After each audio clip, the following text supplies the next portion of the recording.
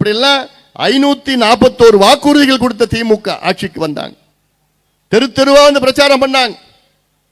என்ன வாக்குறுதி கொடுத்தாங்க?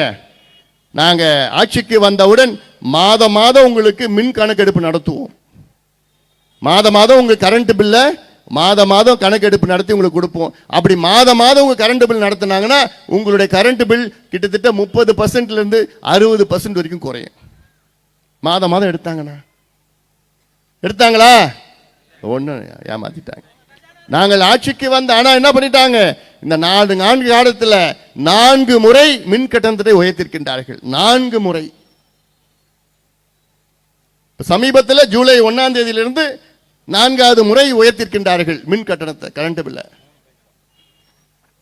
நாங்கள் ஆட்சிக்கு வந்தவுடன் நீட் தேர்வை உடனடியாக ரத்து பண்ணுவோம். பண்ணிட்டாங்களா? கிழிச்சாங்க. நாங்கள் ஆட்சிக்கு வந்தவுடன் அரசு ஊழியர்களுக்கும் ஆசிரியர்களுக்கும் பழைய ஓய்வூதியத்தை நாங்கள் கொடுப்போம். கொடுத்தாங்களா? பட்ட நாமம் போட்டாங்க. கொடுக்க போறது கிடையாது.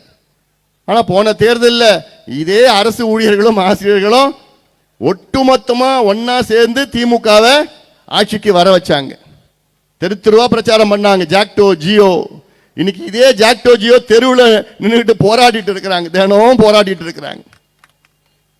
சிந்தித்து பாருங்கள், சிந்தித்து பாருங்கள். இது போன்ற ஒரு ஆட்சி நம்ம இது வரைக்கும் வரலாற்றில் பார்த்தது கிடையாது. என்ன நடக்குதுன்னே தெரியல, என்ன நடக்குதுன்னே தெரியல. முதலமைச்சர் சுத்தி 4 வியாபாரிகள் இருக்கிறாங்க. அமைச்சர்கள் நான் சொல்ல மாட்டேன், வியாபாரிகள். அவங்க வியாபாரம் பண்ணிட்டு இருக்கிறாங்க.